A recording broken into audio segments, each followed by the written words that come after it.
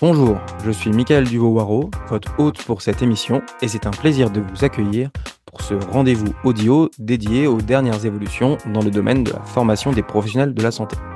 Ce podcast, ou balado, est réalisé de manière bénévole au sein de la Société internationale francophone d'éducation médicale, SIFEM, et pour la revue Pédagogie médicale.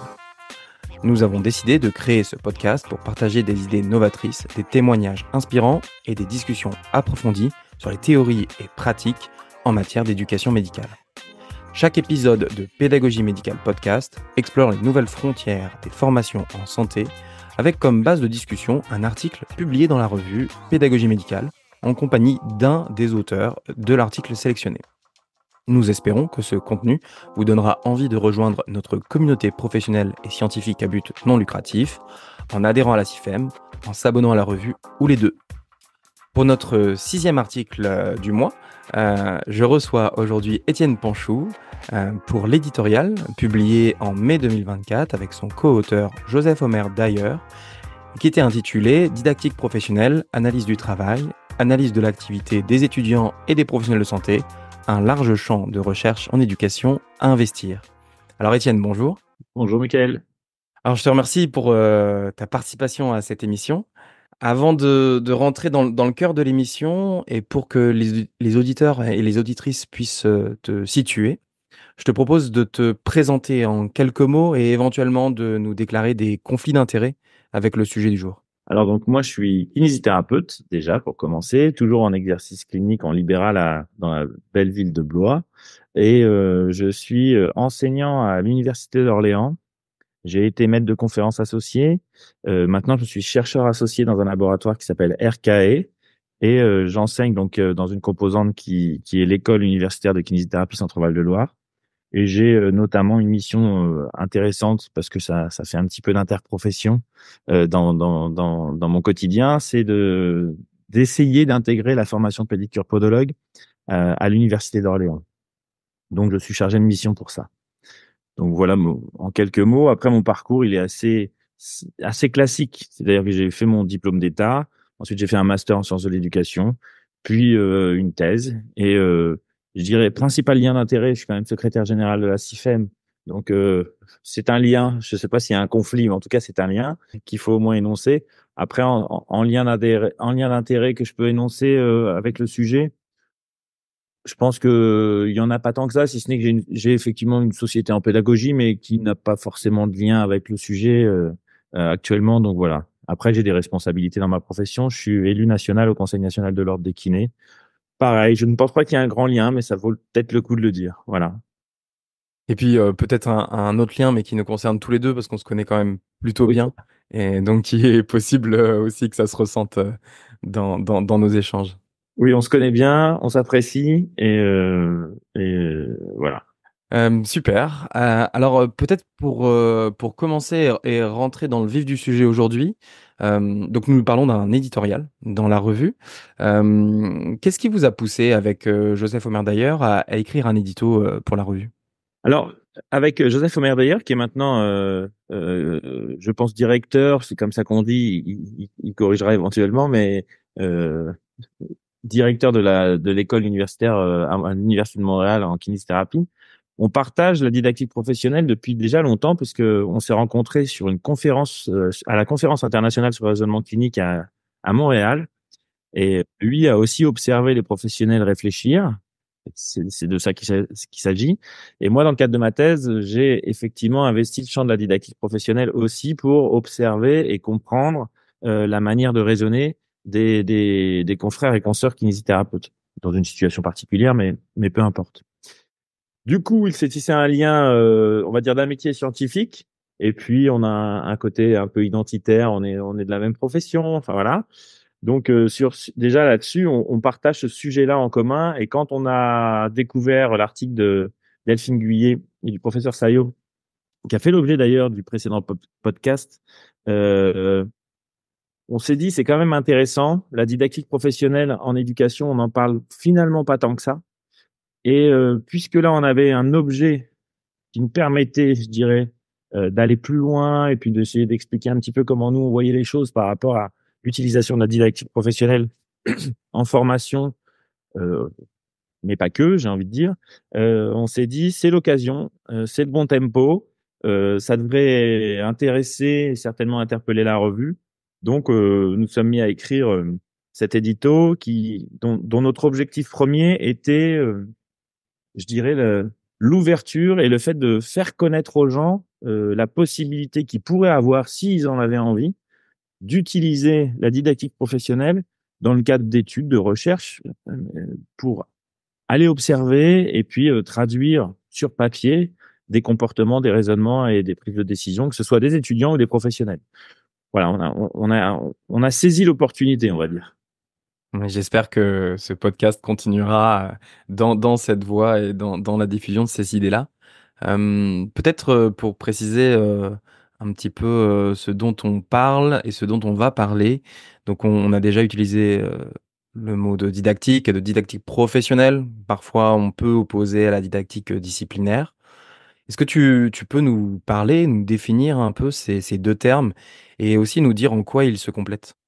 Alors oui, effectivement, alors sans aller dans le détail, parce qu'il y a bien plus experts que moi pour définir la didactique disciplinaire ou la didactique professionnelle. Mais je dirais l'intérêt qu'il y a à les différencier, c'est de comprendre leur objectif final. Alors, finalement, la didactique disciplinaire, c'est comment on va observer l'apprentissage et la manière d'apprendre ou la manière de transmettre une discipline. Une discipline étant par nature quelque chose de plutôt reconnu comme voilà très classiquement une langue ou les mathématiques. Voilà. Mmh. Quand on commence à parler d'une profession, la kinésithérapie pour ce qui nous intéresse, Joseph Omerveiller et moi, mais je dirais la médecine ou c'est pas que ce ne sont pas des disciplines à proprement parler, mais c'est quand même pas la même chose d'avoir une discipline, on va dire, qui peut s'appliquer dans beaucoup de domaines. Les mathématiques servent dans beaucoup de domaines. La kinésithérapie sert en kinésithérapie, quoi. Donc entre la didactique d'une discipline qui doit être apprise parce que elle va permettre d'être utilisée dans beaucoup de domaines et la didactique professionnelle qui s'intéresse vraiment à une profession, je dirais assez circoncise finalement avec un périmètre assez faible par rapport aux maths ou à la langue. Du coup, on est sur quand même quelque chose d'un petit peu différent. Et surtout, on est sur une activité professionnelle. Alors qu'une activité disciplinaire n'est pas exactement la même chose. Une activité professionnelle, il y a une notion de service derrière, service rendu. Il y a une notion de, de- d'activité qui est en lien aussi avec des interactions, avec un système de santé pour le coup, pour ce qui concerne la santé. Et du coup, on les dissocie. Pour autant, les méthodes qui permettent d'accéder à certains savoirs pour comprendre comment les gens apprennent les mathématiques ou la langue, ou comment les gens apprennent la kinésithérapie ou la médecine, finalement, les méthodes sont assez similaires, sont assez semblables. Mais c'est vrai que il y a une différence entre l'acquisition, la construction et la transmission de savoir, voilà, et l'acquisition, la construction et la transmission de la manière dont on réalise une activité. C'est peut-être ça la différence, en fait. Mmh. L'action, toujours, on revient toujours à la définition de la compétence, hein, entre le savoir et puis le savoir à dire. Finalement, la didactique disciplinaire, c'est le savoir, et la didactique professionnelle, ça serait plutôt le savoir agir en situation, quoi. Je me demandais parce que on parle d'activité et en fait on parle beaucoup d'activité dans cet éditorial. Il semble quand même y avoir une différence assez marquée et que vous évoquez tous les deux dans l'article entre les activités dites productives qui transforment le réel, et les activités dites constructives où c'est le sujet qui se transforme lui-même et ça semble être un peu nœud dans le sujet. Est-ce que tu peux nous en parler un petit peu plus de cette différence entre ces deux activités et ce que ça nous apporte? Ouais, effectivement. Alors, l'idée, c'est en tout cas dans l'édito, on a utilisé le processus de raisonnement clinique pour expliquer ça. Donc, je vais Mmh. reprendre un petit peu ces éléments-là. Finalement, une activité productive, ça serait la production d'un diagnostic de situation, qu'il soit kinésithérapique, orthophoniste, ergothérapique, podiatre ou médical, un diagnostic fait par un professionnel de santé. Donc, c'est la production. Alors que l'activité constructive, c'est la manière dont on arrive à la production. Alors, ces deux activités, évidemment, elles sont forcément liées, puisqu'on construit pour produire. Mais ce qui est intéressant, c'est qu'on peut se concentrer, nous, pédagogues, soit sur la production, le résultat, soit sur la construction et le développement du résultat. Et là, on voit le lien aussi avec les écrits de Marie-Claude Odetta, par exemple, sur les erreurs de raisonnement clinique et les moyens pour y remédier. C'est-à-dire que, est-ce qu'on s'intéresse au, au diagnostic final en disant il est mauvais ou il est bon? Pourquoi pas? Ou est-ce qu'on s'intéresse à parle-moi de comment tu es arrivé à cette production? Explique-moi comment, par quel chemin tu es passé pour pouvoir produire ce résultat, et on va s'intéresser à la construction. Et c'est extrêmement intéressant. Alors, comme je dis dans l'article, enfin, comme on a écrit avec Omer, euh, il y a rien de très nouveau par rapport aux années 70, quoi. Enfin, voilà, c'est pas révolutionnaire, mais par contre, on voit bien qu'en pédagogie de la santé, on a cette difficulté dans l'évaluation. Oui. C'est très vrai. Et je dirais en mathématiques, ils ont la même difficulté. Soit on va noter le résultat, la fin, la réponse au problème. Voilà, il y a une baignoire, il y a de l'eau, il y a 3 personnes, ils utilisent tant d'eau et dans le ballon d'eau chaude, il y a tant d'eau. Est-ce qu'il y a assez d'eau chaude pour tout le monde? Bon, bah, on peut se dire, bah, faut qu'ils répondent oui ou non. Bon, bah, il y a une chance sur 2. Ou alors on peut se dire, tiens, on va regarder la construction du raisonnement. Comment ils ont fait pour se dire, il y a assez d'eau chaude dans le ballon? C'est pareil en santé. Et finalement, on se rend bien compte que quand même, en tout cas, pour ce qui est de la France, on est beaucoup on est souvent, on va dire, pas beaucoup, mais on est souvent dans cette idée du résultat final qui doit être juste. Mmh. Heu, c'est quasi prioritaire parce que c'est peut-être plus simple aussi dans l'évaluation. C'est-à-dire qu'il suffit de regarder le score à la fin, si c'est le bon score, voilà. Et puis, quand on commence à s'intéresser à la construction, c'est-à-dire que le raisonnement qui amène à la production du résultat, et ben, on se rend compte que ça prend un peu plus de temps, c'est plus complexe à évaluer évidemment. Et puis, on peut juste avoir fait une erreur au dernier calcul. Pour autant, le raisonnement était bon et puis finalement, c'est juste une petite erreur de calcul à la fin, c'est pas très grave. Alors, c'est vrai qu'en santé, ça peut avoir des conséquences, donc il faut quand même le réguler. Mais, s'intéresser à la construction du raisonnement semble être aujourd'hui, de façon assez unanime, hein, l'objet, l'activité principale, en tout cas, des pédagogues que nous sommes. Si je comprends bien, l'activité, à la fois constructive et l'activité productive, les 2 ensemble, c'est ça qui guide aussi le clinicien, et l'étudiant, d'une manière générale, le professionnel, en formation ou non. Mais ça le guide en fait par ce que vous appelez dans l'éditorial le modèle opératif. Vous en parlez, du modèle opératif. Est-ce que tu peux nous en parler, de ce modèle et de l'implication que ça doit avoir pour les pédagogues que nous sommes? En fait, effectivement, ce modèle opératif, finalement, si on doit simplifier un peu les termes, c'est, quels sont, heu, quels sont les chemins par lesquels passent les professionnels pour, arriver à un résultat? On revient à la construction et la production. Et si je peux me permettre une digression, entre construction et production, on a toujours cette ambivalence dans tous les modèles de sciences humaines quasiment. Si Mmh. on prend le management, on a longtemps, séparé directif, participatif, comme si le participatif à un moment comme il y a eu beaucoup de directives pendant de nombreuses années, notamment, au niveau de l'après-guerre, enfin même avant-guerre, et puis du coup on s'est dit: «Ah, ça va pas du tout, il faut être dans le participatif complètement tout le temps», et en fait on se rend compte, bah non, non plus finalement, mais les 2, voire même les 4 si on prend les modèles de Tissier par exemple, avec le délégatif qui arrive aussi. Heu, on se dit finalement à chaque fois, c'est comme les théories de l'apprentissage, le constructivisme et le behaviorisme. On a mis au banc l'une ou l'autre de temps en temps, puis en fait on voit bien que selon les situations, faut utiliser les 2. Donc là, on est un petit peu pareil avec ces activités, productives et constructives. Évidemment, il s'agit pas dans notre propos de dire: faut s'intéresser qu'à l'activité constructive. Sinon, il y aura des erreurs à la fin de résultat.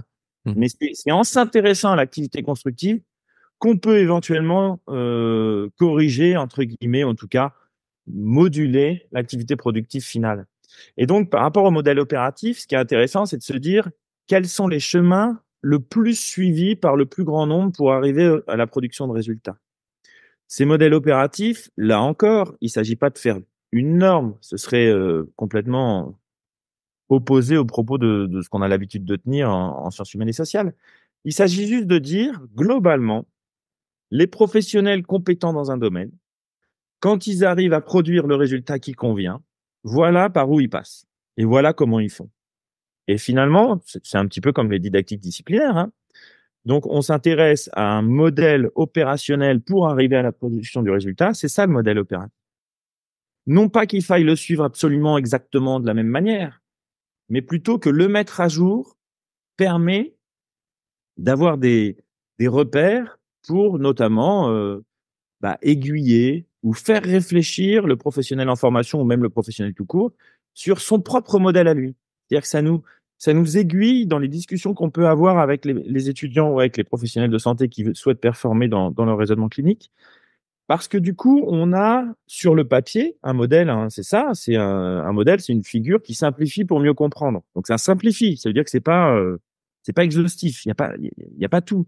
Mais ce modèle qui simplifie pour mieux comprendre nous permet d'avoir une sorte de guide qui n'est pas à suivre absolument pour tout le monde, mais qui nous permet d'avoir l'expression je dirais, de la construction du raisonnement des professionnels pour pouvoir le réguler, en tout cas pour pouvoir en discuter déjà. Ça fait Mmh. un objet d'échange et c'est en ça que le modèle opératif, il semble intéressant de s'y intéresser. Alors, en didactique professionnelle, ils en parlent énormément, mais je dirais, ils en parlent exactement sous la forme que je viens de dire. C'est-à-dire, on n'est pas obligé de faire exactement comme tous les kinés pour résoudre tel cas avec tel patient. Par contre, quand on va réfléchir sur ce cas et comprendre comment chacun réagit face à la situation, eh ben, ça peut nous faire un sacré guide pour pouvoir discuter, en fait. Et donc, travailler sur le raisonnement clinique, notamment.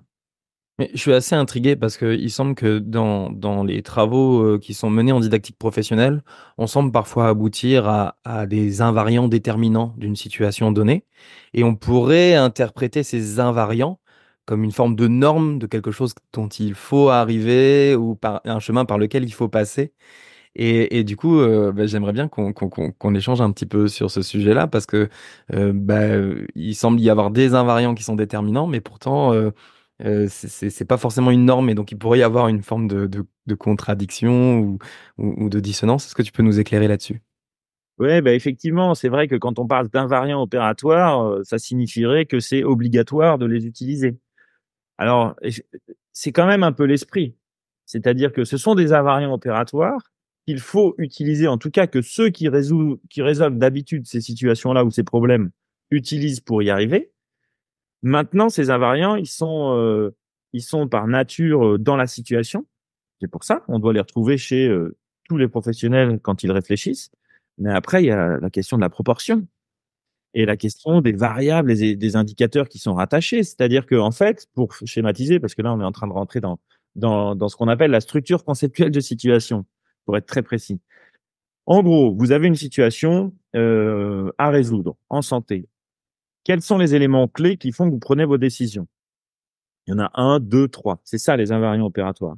Ces invariants, par exemple, moi, sur l'accès direct en kinésithérapie, c'est-à-dire le travail sans prescription, ce sont la qualification et l'examen clinique lié à la fonction douleur. Voilà. Et l'autre invariant opératoire que tous les kinés observés utilisent, ce sont les éléments de l'anamnèse, notamment les antécédents, et ainsi de suite. Ces deux invariants opératoires, on peut considérer, par exemple, pour un kinésithérapeute en accès direct, que si il ne les investiguent pas, s'ils ne plongent pas dedans pour prendre leur décision, le risque est plus grand d'arriver à la production d'un résultat qui ne soit pas forcément celui attendu. Donc en fait, euh, mais ça ne veut pas dire quelle est la proportion de l'un et de l'autre nécessaire à prendre cette décision. C'est-à-dire, encore une fois, c'est une modélisation, c'est un modèle. Donc un modèle, c'est fait pour aider à la prise de décision, mais c'est en aucun cas fait pour coller exactement à la situation. Il y a évidemment les scripts cliniques, notamment la mémoire des cas antérieurs qui rentrent en ligne de compte, et ces invariants vont être utilisés très différemment par des novices ou par des experts. Ils vont certes, et c'est là aussi où on pourrait se poser la question. C'est pour ça qu'on a mis dans le titre analyse du travail des étudiants et des professionnels. On s'interroge un tout petit peu sur comment prennent les décisions les professionnels, mais finalement, si on prend un étudiant de quatrième année de médecine. Est-ce qu'il ne faudrait pas s'interroger sur comment un étudiant de quatrième année de médecine prend ses décisions pour lui expliquer qu'en quatrième année de médecine, on prend des décisions comme ça, alors que là, parfois, ce qu'on fait, mais c'est une question, j'ai pas la réponse, hein, mais parfois, ce qu'on fait en santé quand même, c'est leur expliquer comment un expert fait. Mais par nature, ils sont pas experts. Donc, donc est-ce qu'il faudrait pas investir justement le champ de la didactique professionnelle pour avoir des jalons, hein, on parle de, ça va rappeler des notions de programme et ainsi de suite, mais des jalons, c'est-à-dire, en telle année, voici les invariants opératoires de cette situation. Et puis en telle année, avec de l'expérience supplémentaire, avec des stages en plus, avec des connaissances en plus, les invariants ont changé. Et ça, par contre, c'est un objet d'étude. C'est pour ça qu'on dit c'est un champ illimité, parce que ça dépend des situations, ainsi de suite, de recherche. Ça, on se dit avec Omer que comme on n'a pas de données là-dessus, pour l'instant, ce qu'on fait, c'est qu'on regarde les experts et on dit, tiens, voilà comment les experts font. On va essayer de vous amener à réfléchir comme ça. Et puis, on va vous réguler par rapport à un expert qui a 15 ans d'expérience dans le domaine. Mais en fait, il faudrait peut-être qu'on régule nos étudiants de 2e, 3e année par un étudiant, par les invariants opératoires des étudiants plutôt bons, entre guillemets bons, mais plutôt bons, de 2 et 3e année. Comme ça, ils seraient enfin évalués par rapport à ce qu'on attend d'eux, c'est-à-dire un niveau, un jalon, alors que là, on les évalue par rapport à un jalon qui est l'expertise. C'est très, très loin pour eux. Et c'est ça le problème du formateur aussi, nos discussions, je dirais, illimitées en temps, parfois sans possibilité d'arriver à une résolution de problème. C'est parce que finalement, il y a quand même un problème dans la formation. On forme à l'expertise, mais à partir des experts. Est-ce que demain, la formation, c'est pas de se dire, on forme vers l'expertise à partir de ce que nous apprennent les gens en formation jusqu'à l'expert? Je sais pas. En tout cas, moi, c'est quelque chose qui trotte dans ma tête depuis toujours parce que je trouve que c'est extrêmement intéressant. Et puis, on aurait cette histoire de jalons, je l'ai jamais comprise pour être très honnête. C'est-à-dire que quand on me dit c'est quoi les jalons dans ton programme de formation, quand on a créé une maquette à l'université d'Orléans avec toi, Michael, tu es bien. On parlait des jalons. Qu'est-ce qu'on attend de l'étudiant en 2e, 3e année? Et en fait, on inventait des jalons. Ouais, tout à fait. Faut être honnête. Je veux dire, les formateurs, les meilleurs formateurs de la Terre, on peut les mettre dans un amphi. Ils inventent les jalons. Ils pensent que il faudrait faire ça. Et il n'y a pas de problème. Mais la didactique professionnelle sur des étudiants en formation, ça pourrait nous permettre de voir les jalons et éventuellement de les réguler, mais en tout cas, de se dire, un étudiant de 2e année, voilà comment il prend ses décisions. C'est pas comme ça qu'on veut qu'il les prenne dans 5 ans, mais en 2e année, c'est comme ça qu'il les prend. C'est le standard, c'est le modèle opératif de l'étudiant. Il faut qu'on travaille dessus. On sent que ça a des implications curriculaires fortes et c'est vrai que même si on peut essayer dans les constructions curriculaires d'inclure des étudiants dans les réflexions, dans les discussions, dans les prises de décision, ça reste des prises de décision un peu générales et pas spécifiques aux situations et observées. Et donc ça nous apporte qu'une partie, mais pas forcément, qui est pas forcément celle qui colle à la réalité des pratiques, des activités des étudiants de 2e, 3e, 4e année, etc. Exactement. Et du coup, c'est vrai, quand on prend justement, si on revient à la production du résultat, c'est-à-dire qu'on est dans la didactique professionnelle, quand on observe les experts, on a une production de modèles de l'expert. La production, c'est un modèle de l'expert. On est loin de la construction du modèle par l'expert. Et alors que, pour le coup, former un étudiant, c'est participer à la construction de son modèle vers l'expertise. Alors, voilà. Bon, après, je pense que tous les formateurs font du mieux qu'ils peuvent. Et effectivement, comme tu l'as dit, déjà, inclure les étudiants dans les réflexions curriculaires est, je pense, la base d'une bonne pratique. C'est-à-dire que, mine de rien, eux vont dire, non, mais là, ce que vous faites, alors là, c'est impossible. Moi, j'aurais jamais pu le faire quand j'étais en 2e, 3e année. Donc, je pense que c'est déjà quelque chose de positif d'inclure les étudiants, voire même d'indispensable. C'est-à-dire qu'une réforme curriculaire sans étudiants de tout niveau, parce que c'est pareil.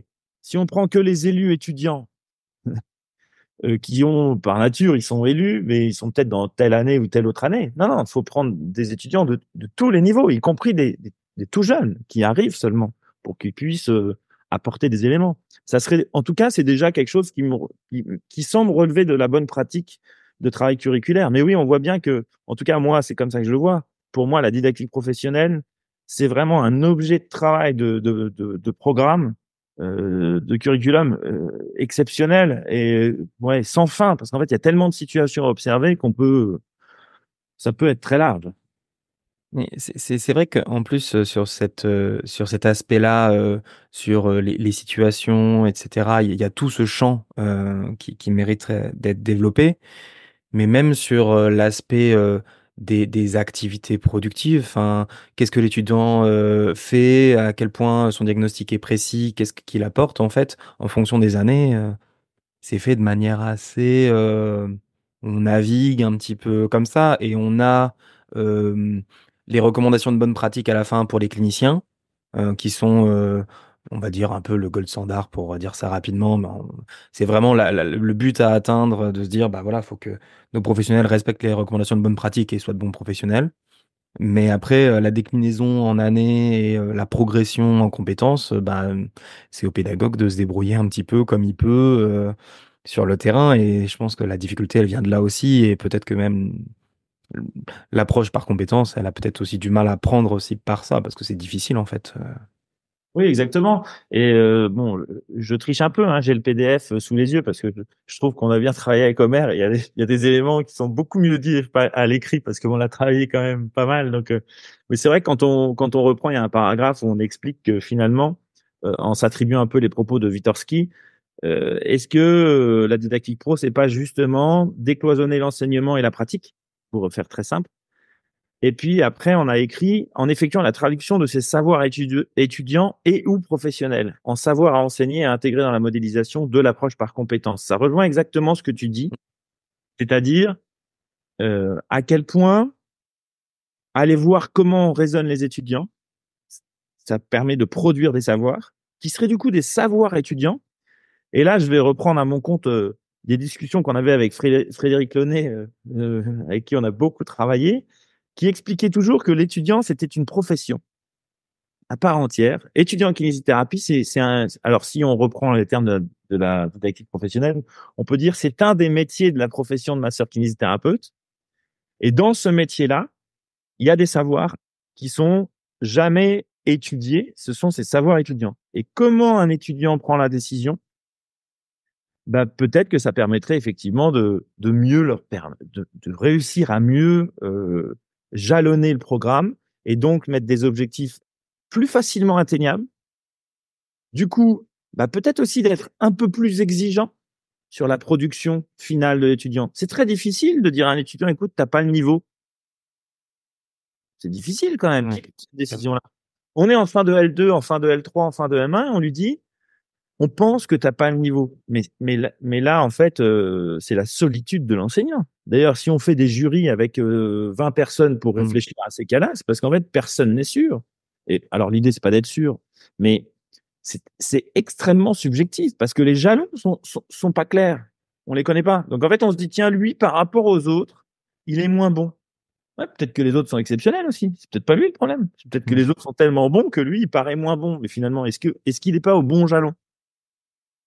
Et c'est vrai que ces questions-là, quand on parle de justice, parce que je pense que c'est important la justice dans la formation, à Ouais. quel point c'est juste de passer ou de ne pas passer, on n'a pas résolu ce problème. Enfin, et je suis pas sûr qu'on y arrive un jour, mais en tout cas, je pense que la didactique professionnelle peut permettre d'être un petit peu plus euh, au clair sur nos attendus. Et il faut pour ça effectuer la didactique professionnelle auprès d'étudiants. Mmh. Et puis pour aller vers l'expertise, il faut aussi qu'on regarde des professionnels experts et tout jalonner tout ça, tous ces savoirs tout au long, ça permettrait de créer des curriculums peut-être plus adaptés à la progression qu'on recherche tous dans la formation pour aider les étudiants, quoi. Mais pour l'instant, on fait au doigt mouillé. Je pense que c'est pas si mal dans beaucoup d'endroits, mais voilà, c'est le doigt mouillé. C'est peut-être la dernière notion dont il faudrait qu'on parle par rapport à cet édito sur la transposition didactique, parce qu'il y a vraiment ce côté d'observation des activités, donc des experts, mais pas que. Et ça, c'est un message fort du podcast, je pense.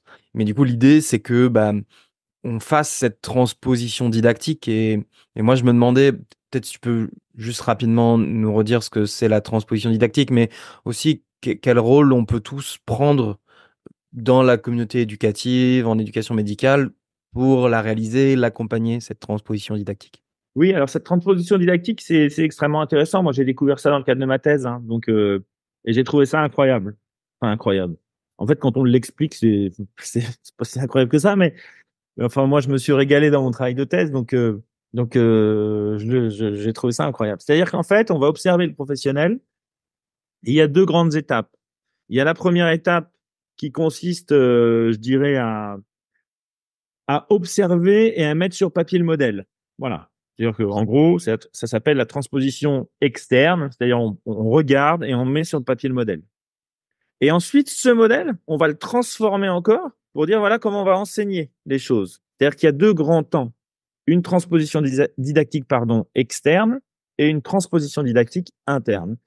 Et moi, dans ma thèse, j'ai fait que la partie externe et mes travaux de recherche se poursuivent, continuent, et je suis encore dans la transposition didactique interne sur l'accès direct. Je prends un exemple. Moi, j'ai regardé des kinés qui faisaient le choix de prendre ou pas le patient quand il n'y avait pas d'ordonnance en accès direct, on appelle ça en France. D'accord? Sans ordonnance. Parce que c'est pas autorisé en France, et puis c'est un sujet d'actualité, et je pense que ça peut être intéressant pour la profession. Voilà, c'était le sujet de ma thèse. Donc j'ai mis un modèle sur papier. Ce modèle, il va dans le sens de certaines recommandations, mais, mais pas forcément. Pas toutes, en tout cas. Et puis, derrière, je me suis dit, bon, bah, c'est très bien, tu as fait un modèle, formidable, c'est chouette, mais du coup, bah, comment on l'enseigne, ce modèle? Et du coup, derrière, il a fallu travailler pour traduire ce modèle en objet d'enseignement. Et pour le traduire, si je prends un exemple, si on prend les drapeaux rouges, les fameux drapeaux rouges qu'on doit voir dans les situations. Bon, bah, il est évident que ces drapeaux rouges, ils sont indispensables à connaître, d'accord? Mais c'est pas parce qu'on les connaît qu'on va les prélever dans une situation complexe. C'est pas parce qu'on les connaît qu'on va faire la traduction sémantique pour être sûr que ce que dit le patient est un drapeau rouge et pas autre chose. Et c'est pas parce qu'on les connaît qu'on va les prendre en compte au bon dosage dans la décision finale. Et finalement, bah, du coup, quel est l'outil qui pourrait permettre d'utiliser ces drapeaux rouges en situation? Bah, il y a les ateliers de raisonnement clinique, il y a les tests de concordance de jugement, il y a les tests de concordance de script. Donc derrière, comment on passe de savoir qu'on a observé, qu'on a mis sur papier, à un objet d'enseignement pour que ça puisse être intégré, en tout cas plus facilement intégré dans la pratique des étudiants? Eh ben, c'est encore une autre étape de réflexion. Et effectivement, cette transposition didactique, elle est rigolote pour nous pédagogues. C'est-à-dire, on part du réel et on arrive à des cours, en fait. Et par contre, on le construit autrement que sur une idée de ce que devrait être la pratique. Et c'est ça qui est chouette, c'est que on pragmatise l'enseignement en restant dans la subjectivité quand même. Oui, oui, et je pense qu'en plus, ça permet de se protéger en tant qu'enseignant quand ça fait longtemps, par exemple, qu'on a pu pratiquer au jour le jour. Ça permet aussi de se protéger un petit peu de bah, juste de faire cette transposition dans sa tête tout seul en disant bah, c'est quoi un bon kiné, comment il agit, en se basant sur notre souvenir d'il y a 5 ans, d'il y a 10 ans, où en fait, bah, c'est pas possible, c'est éloigné, mais c'est pas propre à la personne, c'est juste que bah, on peut pas tout avoir, et donc ça permet aussi d'apporter des éléments avec un autre point. Et puis même pour un clinicien, en fait, ça peut aussi être intéressant, j'imagine, parce que bah, il a sa propre pratique, mais bon, c'est la sienne, il peut pas forcément l'extrapoler à toutes les pratiques non plus. Et puis juste là-dessus, mais surtout un clinicien. On sait moi j'ai découvert la notion de laconisme des experts, par exemple. Mhm. Un expert a du mal à expliquer comment il fait pour décider. Et du coup, on demande à des experts de venir enseigner. Formidable. Mais en fait, ils ont un problème. Ils savent pas comment ils prennent leurs décisions. En tout cas, ils savent pas. Si, ils savent, parce qu'ils réfléchissent pour pouvoir justement le faire. Mais c'est pas si simple que ça. C'est-à-dire qu'ils ont tellement de cas cliniques antérieurs qui leur donnent du système 1, de l'intuition à gogo, entre guillemets, qui fait qu'en fait, bah, ils ont perdu la logique de l'étudiant, qui lui est beaucoup dans le système 2, qui lui prélève trop d'informations, qui lui fait des erreurs de priorisation dans son raisonnement clinique. Mais ce qui est normal, en fait. Et du coup, moi, il y a un truc qui m'énerve, par exemple, enfin qui m'a énervé étudiant, et je pense que je vous donnerai la lecture en fin, une lecture tout à l'heure. Je sais que tu fais à chaque fois à la fin de tes podcasts, mais il y a rien de plus énervant pour un étudiant, en tout cas dans mes souvenirs, que quelqu'un qui vient et quand on l'écoute, on se dit, j'arriverai jamais à être comme lui. Ouais. Il est extraordinaire. Alors, oui, il est extraordinaire, mais j'arriverai jamais à être comme lui. Le propre d'un expert qui donne cours, c'est de faire croire aux gens en face de lui, pour de bonnes raisons, hein, c'est pas une croyance, hein, on est d'accord, on va dire, c'est donner l'espoir aux gens en face de lui qui vont y arriver, que va même être peut-être facile, en fait. Et je trouve que la didactique professionnelle permet ça. C'est-à-dire que elle permet aux experts de mieux comprendre comment ils prennent leurs décisions et peut-être de mieux le transposer dans un objet d'enseignement. Mais ça peut permettre aussi aux étudiants de se dire, ah, en fait, on a observé comment ils faisaient et voilà le modèle opératif. On nous le présente. C'est vers ça qu'il faut tendre. Je comprends mieux parce que le côté emblématique d'un enseignant qui est formidable, qui est le meilleur du monde, mais c'est horrible. C'est-à-dire que, enfin, c'est horrible. Enfin, en tout cas, moi, je le vis comme ça. Après, on a le droit de pas être d'accord. Mais, c'est au niveau émotionnel, ben, en fait, c'est terrible pour certains étudiants. Et ils abandonnent parce qu'on sait que si on prend la théorie de Bandura sur la motivation, désolé, je pars un peu dans tous les sens, mais Mhm. si on prend la théorie de Bandura sur la motivation, il faut quand même avoir des objectifs atteignables pour être motivé. Et si l'enseignant qu'on a en face de nous, même si il est dans la bonne volonté, mais si on le trouve tellement bon qu'on croit qu'on peut jamais y arriver, bah, notre motivation à travailler, elle est tuée dans l'œuf. Et c'est dommage parce que le but, c'est exactement l'inverse. Donc, en fait, le but, c'est d'essayer de faire en sorte que tous dans l'amphi ou dans la salle puissent se dire, ah ouais, c'est quand même un bon prof qui a une belle expérience, mais je vais y arriver. Mm. Et ça, pour moi, c'est important. Moi, j'ai été découragé bien des fois en école de kiné par des profs d'anat, par exemple, qui m'expliquaient qu'il fallait connaître toute l'anatomie par cœur, la morphopalpation par cœur. Et puis, bah, regarde, tu sais pas faire. Moi, quand je palpe, je sens ça. Et toi, tu sens pas? Ah, bah, c'est dommage. Bah, on m'a jamais expliqué comment eux, ils avaient fait pour pouvoir sentir. Et du coup, bah, on se retrouve là, et puis on rentre chez soi. Et puis, bah, pour les plus courageux, on, on se met à travailler. Pour les autres, bah, ça se trouve, on arrête, ou alors on se met à pleurer, ou alors on tape dans le mur, ou alors on change de formation. Et ça, c'est dommage, quoi. Parce qu'en fait, il Mm. faut que ce soit l'inverse. Et je trouve que la didactique professionnelle permet ça. Ouais, mais on sent qu'il y a aussi des leviers qui commencent à émerger, notamment sur le tutorat, la pédagogie par les pairs, qui tournent autour de ce sujet-là également. Mais on sent aussi que bah, les enseignants experts peuvent avoir une plus-value, évidemment. Mais en Oui. tout cas, à l'aide de la didactique pro, en partie, pas que, mais en partie. J'aimerais peut-être qu'on parle un peu de méthodologie, voir avec toi les méthodes de recherche dans ce champ qui, pour le coup, je pense que les auditeurs l'auront compris, est très très large au vu du nombre de situations et de profils et de professionnels, etc. Est-ce que tu peux nous présenter un peu les différentes méthodes de recherche qui sont à déployer dans ces voies? Avant de les détailler, elles ont plusieurs avantages. C'est-à-dire que déjà, on parle aujourd'hui, par exemple, en kiné, on est en 5 ans en France et on parle de master et on parle de travaux de recherche, du coup. Hmm. Alors, on a des initiations à la recherche. Moi, je dis, c'est des travaux de recherche, de master. Et puis, on se dit, ah, le qualitatif, parce qu'on entend souvent ça, hein, le qualitatif, oh, c'est pas possible, faut faire 25 entretiens, pour arriver à la saturation des données, patati patata. Et c'est vrai que ça a tendance à un peu m'agacer, ces choses-là, et en même temps, je le comprends. C'est-à-dire que c'est vrai que si on demande à un étudiant de faire un travail avec 25-30 entretiens d'une heure, le travail est gigantesque sur un master dit professionnel, puisque amenant à une profession, hein, voilà. Et puis en plus, parfois, ça peut être un peu éloigné de la pratique. Voilà, c'est vrai aussi. Des entretiens, on n'est pas dans la pratique. Bah là, j'ai envie de dire, on regroupe tout. C'est-à-dire que on peut s'intéresser à une situation qui nous intéresse parce qu'on a un projet professionnel on veut travailler avec des enfants, on va aller observer des situations avec des enfants, des kinés, comment ils font. Et puis, on va définir un modèle opératif. Évidemment, vous comprenez bien que comme vous êtes dans l'observation, je vais détailler un peu plus après, hein, je retiens ta question, Mickaël, t'inquiète pas, je vais encore parler trop, mais t'inquiète pas, j'y reviens. C'est bon, tout va bien. Comme on s'intéresse à la situation l'étudiant s'intéresse à une situation pour sa perspective professionnelle. Donc, c'est super de s'intéresser à ça dans son mémoire de recherche, c'est idéal en fait. Je veux travailler avec des enfants, je vais aller observer comment des kinés travaillent avec les enfants. Non pas pour faire comme eux, mais pour comprendre l'activité constructive qui fait qu'ils arrivent à un diagnostic ou qu'ils arrivent à une évaluation de la douleur ou qu'ils arrivent à un traitement de la spasticité pour des enfants handicapés. Voilà. Peu importe ce qu'on veut observer, on observe ce qu'on veut. Vous voyez déjà qu'il y a déjà des 1000 situations à chercher. Hein. Voilà. Ça veut dire que normalement, en termes d'intérêt pour la recherche, enfin pour ce sujet, on doit pouvoir trouver une situation qui nous fait plaisir.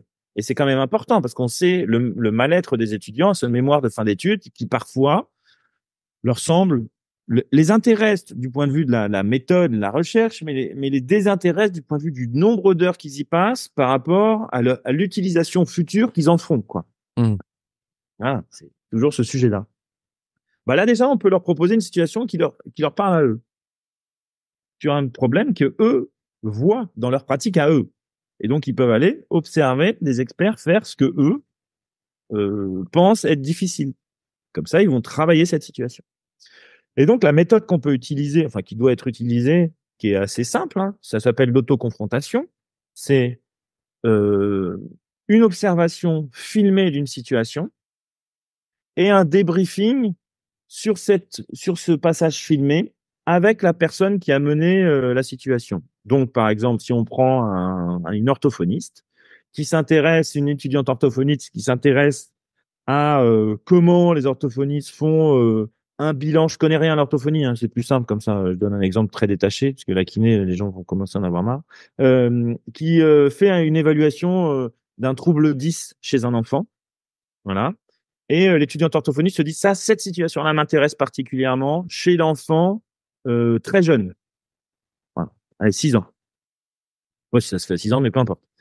Et donc, elle va aller tout simplement filmer les situations avec des enfants de 6 ans d'une orthophoniste qui fait son bilan.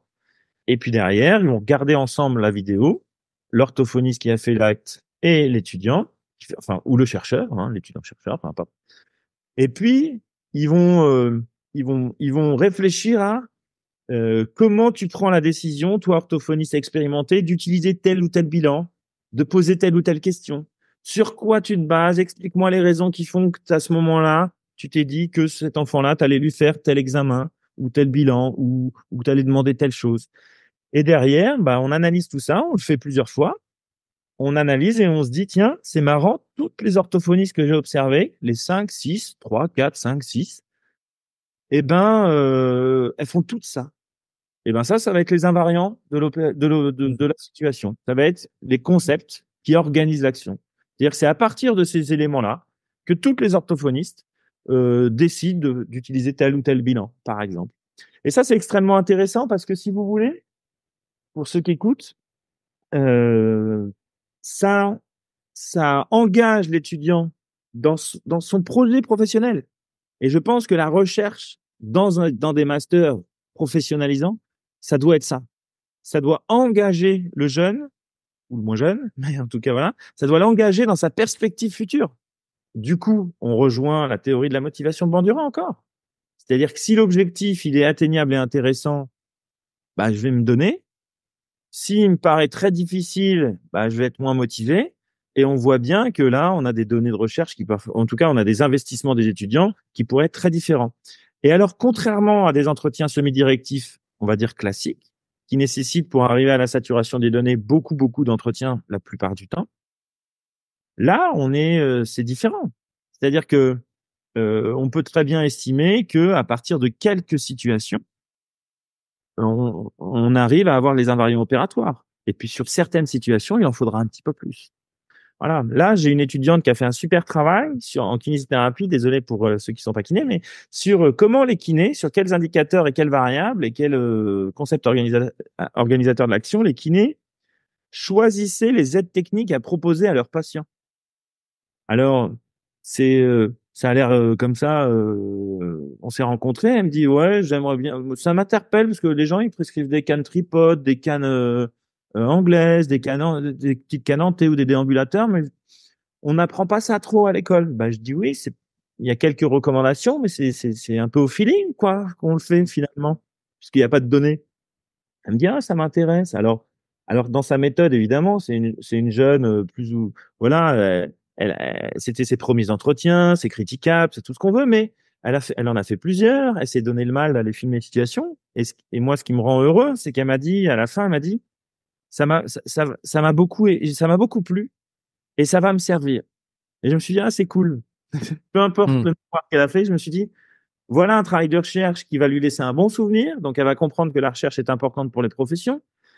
Et en même temps, elle s'est projetée dans son exercice futur en trouvant des réponses à des choses pour lesquelles elle n'en avait pas dans la formation, parce que tout simplement, il n'y en a pas en fait. C'est-à-dire qu'on vient et on dit comment nous on fait, les profs. Et du coup, je pense que la didactique, c'est ça aussi. C'est un champ de recherche qui peut vraiment motiver les jeunes à s'investir dans la recherche. Alors, en mixant de l'observation, des entretiens, avec de la qualité, avec du travail quand même de tout ce qui est reformulation, tout ce qui est tous les grands principes de l'entretien semi-directif qu'on applique à l'autoconfrontation, chose qui en plus est extrêmement intéressante pour stimuler la capacité des étudiants dans les anamnèses. Et là, on rejoint aussi la pratique, c'est-à-dire que pour moi, la recherche qualitative par entretien renforce les qualités d'écoute et les qualités de reformulation des professionnels. D'ailleurs, cette étudiante-là, je la nommerai pas, mais m'a dit, ah, elle est très timide, ses entretiens étaient courts. Elle m'a dit, elle a été contente aussi d'aller se confronter à sa timidité dans le cadre de la recherche, ce qu'elle peut pas forcément faire face à un patient qui souffre, par exemple. C'est pas le même Mmh. contexte. Et ça l'a aussi aidé. Donc voilà, je pense que j'ai été un peu long, mais si on reprend sur la méthode, c'est on filme l'activité, on propose à celui qui a fait l'activité de se confronter à son image et on met en discours ce qu'il voit avec ce que nous on a perçu et surtout avec les éléments, avec la situation ou le bout de situation que nous on veut mettre sur le papier pour produire un modèle opératif. Et puis après, on peut en avoir un qui est produit à un endroit, et puis un autre, on les confronte, et puis on discute. C'est ça la recherche, on avance. Super, j'ai une, dernière question, pour toi en lien avec l'édito et puis après on partira tranquillement sur la conclusion du podcast. Tous les 2, vous évoquez aussi la collaboration gagnante en réponse, hein, à l'article, d'Éric Saillot et Delphine Guyet, qu'on a reçu dans l'émission, précédente, dans le dernier article du mois et j'avais envie du coup, de te poser la même question, à savoir, pour toi, qu'est-ce que, l'approche santé apporte aux sciences de l'éducation et de la formation? Et à l'inverse, qu'est-ce que les sciences de l'éducation et de la formation apportent, pardon, aux approches, dites santé? Oui, oui, ce rapport gagnant-gagnant, il est intéressant dans l'article de Ouais, ouais. Delphine, du professeur Saillot. C'est extrêmement intéressant parce que en plus, c'est quelque chose, c'est quand même un propos positif. Mmh. C'est-à-dire que il y a quand même, on va pas se mentir, il y a quand même une lutte et un rapport de domination des sciences dures sur les sciences molles de tout temps. On le voit dans les financements, on le voit dans la santé, c'est pareil. On peut nous faire dire ce qu'on veut, on peut nous faire croire ce qu'on veut.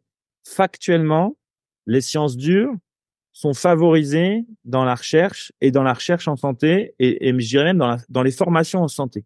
Mmh. Voilà. Ceux qui disent le contraire, ben, je les encourage à regarder les maquettes de formation, à prendre le temps d'heure en sciences dites molles et en sciences dites dures. Je les encourage à regarder les productions de travaux de recherche. Et puis, je les encourage à regarder les recommandations. Quelles sont les recherches sélectionnées pour émettre des recommandations. Voilà. Mmh, après, on peut discuter, mais pas avec des avis, juste en regardant ce qui se fait. Alors que il y a vraiment tout à gagner pour les 2. C'est-à-dire que finalement, à l'image de la didactique disciplinaire, finalement, elle elle a évolué, ou en tout cas, elle a participé à l'essor de la didactique professionnelle. Mais il n'y a pas de dissonance. Ça a évolué. C'est pas la même chose d'apprendre les maths ou de regarder comment les gens apprennent les maths, mais comment les gens qui doivent faire apprendre les maths font. Voilà, il y a d'un côté le disciplinaire, c'est comment tu apprends les maths, et de l'autre, c'est comment les enseignants qui enseignent les maths font pour apprendre. Et ben en fait, ça va ensemble. C'est-à-dire que ce qui est très intéressant, c'est que justement, c'est un fil continu. Et en fait, que ce soit le disciplinaire, donc le santé, on va dire, avec tout ce qu'on a dans tout ce que ce mot évoque, et puis les sciences humaines qui arriveraient, notamment les sciences de l'éducation, notamment via la recherche dans le monde de la santé, en fait, c'est un fil continu. Parce que de très bonnes recommandations sur des données solides, avec un petit p qui va bien, avec tous les sigles grecs que vous voulez qui sont bons, ben après, il faut que ce soit dans la vraie vie. Et donc, ça va ensemble. C'est-à-dire que dans la vraie vie, pour l'observer, ben, à un moment, les sciences de l'éducation sont là. Point. Je veux dire, ça va ensemble. Et en fait, je pense il faut vraiment en finir avec cette opposition. Il faut absolument qu'on passe le cap là, qu'on arrête d'avoir cette notion de les sciences molles et les sciences dures, par exemple. J'ai utilisé ce terme-là, j'aurais même pas dû parce que en fait, je continue l'ancrage qu'il y a dans la tête des gens et j'aurais dû dire autre chose. Mais c'est fini ça. Un modèle opératif produit à partir de l'observation de, je vais dire n'importe quoi, 50 cliniciens. C'est de la science dure, hein. Ah, je suis désolé. C'est de la science dure. Alors certes, c'est une vidéo et un entretien, mais 50 cliniciens pour arriver à produire un modèle, pour moi, c'est de la science dure. Le modèle du raisonnement clinique de l'Université de Montréal, qui a été produit en 2012, le modèle interactif, euh, pour ceux qui ne savent pas, vous savez, c'est celui qui est en lien avec le MOOC sur le raisonnement clinique. Excusez-moi, c'est de la science dure, hein. Faut regarder la méthode quand même, hein. Alors certes, il y a beaucoup de quali dedans, mais c'est solide, hein. On n'arrive pas à ce modèle en claquant des doigts. C'est très solide. Donc, et puis il y a plusieurs méthodes qui ont abouti à ce modèle. La production de ce modèle est extrêmement intéressante. Regardez, c'est en ça que c'est gagnant-gagnant. Les sciences de l'éducation ne peuvent qu'aider à mieux soigner les gens et ne peuvent qu'aider au bien-être du professionnel aussi qui soigne. Parce que, à force de nous expliquer que nous sommes des algorithmes, que nous sommes dans le système de la logique, quand on prend Kahneman, et donc de mentir, parce qu'on ment, parce que c'est pas vrai. Je veux dire, les neurosciences disent le contraire. À force de nous faire croire qu'on est des êtres sans émotion et qu'on doit être professionnel de santé, fort, puissant et jamais malade, en fait, c'est pas possible. Et en fait, les sciences humaines et sociales, les sciences de l'éducation peuvent justement ramener le professionnel de santé à ce qu'il est, un être soumis à des influences, qui utilise majoritairement l'intuition, qui doit la réguler par un peu de logique, qui a des émotions. Quand ces émotions sont favorables, donc on va dire positives, il réfléchit mieux. Quand il est moins bien émotionnellement, bah, il réfléchit moins bien, il fait plus d'erreurs, comme tout le monde en fait. Il apprend moins bien aussi, comme un étudiant d'ailleurs. Et donc, il faut que les sciences de l'éducation prennent vraiment une place importante dans la vision de ce qu'on a de la santé, parce que effectivement, ce rapport gagnant-gagnant, il est non discutable. D'un côté, on va avoir des recommandations très efficaces parce que on aura des données solides, et de l'autre, on aura la mise en œuvre par un être humain de ces recommandations qui sera très efficace parce qu'il aura des données en sciences de l'éducation pertinentes et qui pourra s'adapter aux situations. Et du coup, il y a plus, voilà. Du coup, on est dans l'optimisation au maximum des performances de l'humain pour soigner l'humain, quoi. Alors, on s'approche de la fin de cette émission, qui sera sûrement un peu plus longue que les précédentes, mais on vous laissera, amis auditeurs, nous dire si c'était trop long ou pas assez d'ailleurs. Peut-être tu peux nous parler un peu du processus de publication dans Pédagogie médicale et plus particulièrement d'un édito dans la revue. Comment c'est passé pour toi, enfin pour vous deux d'ailleurs, avec Joseph Omar d'ailleurs. Bah, alors, sur cet édito-là, c'est mon troisième, je crois. Le deuxième avait été plus compliqué parce que il y a des attendus quand même assez forts de la revue. Mmh. Et en même temps, il y a un accompagnement qui est très présent. C'est-à-dire que les attendus sont forts, mais on est bien guidé. Et là, je dois avouer que j'avais je crois que je t'en avais parlé d'ailleurs, Mickaël, mais Mmh. j'ai eu une petite fierté, quand même une petite fierté parce qu'on a proposé l'édito et il y a eu très peu de modifications, vraiment très peu. Et là, on s'est dit, ah, on était fiers de nous. Vous avez appris des 2 éditos, précédents. Exactement. Alors, après, non, ce qu'il faut dire, c'est vrai que je pense qu'il faut être sérieux. C'est une revue qui est, voilà, qui doit garder le sérieux qu'on lui connaît. Et c'est certainement pour ça que lorsqu'on a une relecture, elle est très attentive, que ce soit sur le fond ou sur la forme, mais elle donne des pistes aussi. Elle stimule intellectuellement. Et c'est ça qui est génial. C'est-à-dire que j'ai la chance de publier dans d'autres revues. On a, on a souvent des retours formels, justes, hein. Enfin, je veux dire, c'est pas une critique envers les autres revues où je publie, mais c'est plus rarement des retours qui nous font progresser. Et en général, ça nous fait progresser. Là, il se trouve que sur cet édito, on avait bien travaillé, je pense, avec Omer, et du coup, on n'a pas eu, c'est allé assez vite finalement. Donc voilà, on était très contents et on était assez fiers de nous parce qu'on s'est dit qu'on avait bien travaillé. Peut-être aussi, tu peux nous dire sur quoi tu travailles en ce moment? Pas forcément directement en lien avec, le sujet, hein, mais, au sens large, c'est un peu le moment publicité. Oui, bah non, bah je suis toujours dans la traduction didactique. Du coup, euh, de mon objet de recherche, notamment sur l'accès direct et son enseignement. Donc, comme je vous l'ai dit, moi, j'ai travaillé sur la transposition externe et là, je suis dans la transposition didactique interne avec, j'en suis arrivé au point où finalement, on réfléchissait à quelle communication entre le médecin généraliste et le kiné lorsqu'il y a un accès direct. Et du coup, on a un super travail d'une étudiante d'Alençon que j'ai dirigé, euh, deux travaux plutôt, une d'une étudiante et un d'un étudiant. Martin Gendron, pour le citer, qui a travaillé vraiment sur ce sujet-là, et Loïs Faure aussi, qui a travaillé sur la communication entre médecins généralistes et kinés, qui j'espère seront publiés, qui vont nous donner des pistes pour vraiment avoir une communication qui permette aux kinés en accès direct de donner des informations qui intéressent les médecins généralistes et non pas qui sont obligés à transmettre. Je m'explique. On risque d'avoir dans la loi ou dans les règlements une obligation de communiquer, mais on nous dit pas le contenu. Ou alors, si on nous le dit, ça va être un contenu qui n'a pas été forcément concerté de façon sérieuse au niveau recherche. Mmh. Donc, on a fait ce travail-là.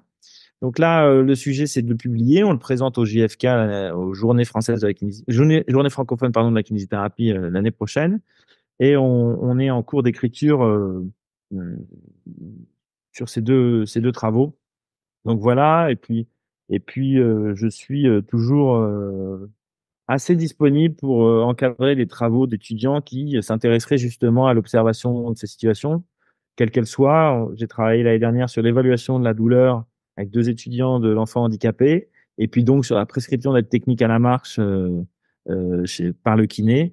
Donc je trouve que plus on sera nombreux à s'intéresser à ça, plus l'enseignement va devenir stimulant pour Mmh. les étudiants et pour les professionnels. Voilà, après j'ai d'autres projets, mais en lien avec l'édito, c'est plutôt ça. Et donc poursuivre un petit peu, je dirais la mise en œuvre de l'accès direct pour les kinésithérapeutes, mais dans de bonnes conditions, en leur donnant des éléments pour que ça soit bien fait, quoi. OK.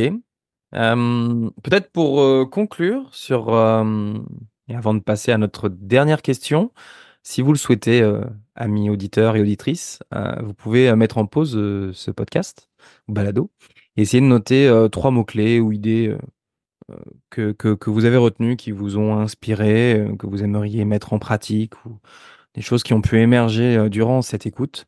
Que vous pouvez noter soit en commentaire sur les différents réseaux sur lesquels on publie ce podcast, ou alors sur vos notes, sur votre téléphone, sur un bout de papier, comme vous le souhaitez. Et puis, bah, j'en profite pour vous proposer de vous abonner à nos différents réseaux sociaux et à nous rejoindre à la CIFEM en adhérant et en rejoignant cette belle communauté professionnelle. Alors Étienne, peut-être pour terminer, ma dernière question, est-ce que tu aurais un livre à conseiller que chaque auditeur devrait lire un jour dans sa vie? Alors écoute, on va rendre à César ce qui appartient à César. Non pas que tu t'appelles César, mais tu m'as conseillé un livre il y a pas longtemps, tu me l'as offert même, qui s'appelle La pédagogie des opprimés de Paulo Freire. Et je dois avouer que c'est très facile à lire. Euh, c'est euh, c'est un bouquin indispensable, à mon avis, pour prendre conscience de pourquoi est fait l'éducation, à qui elle est destinée, et en même temps, sans rentrer dans de la démagogie politique, que ce soit d'un camp ou de l'autre.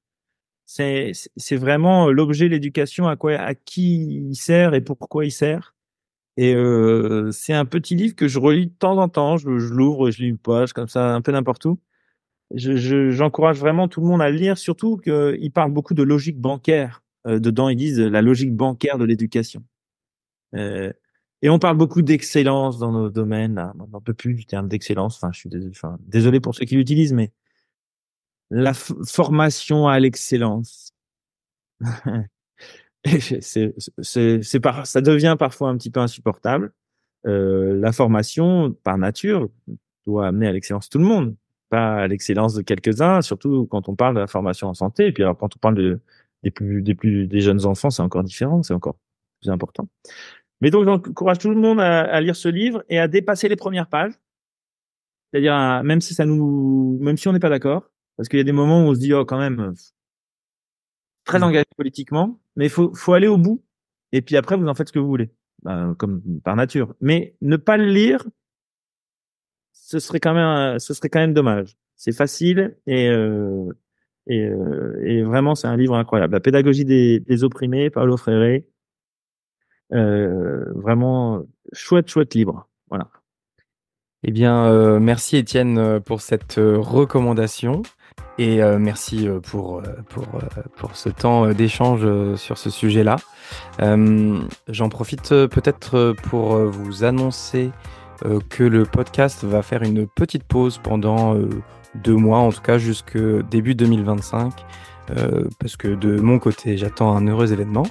Et donc voilà, petite pause sur le podcast, mais qui reviendra début 2025 avec de nouveaux invités et de nouveaux articles et de nouveaux sujets de réflexion en éducation médicale.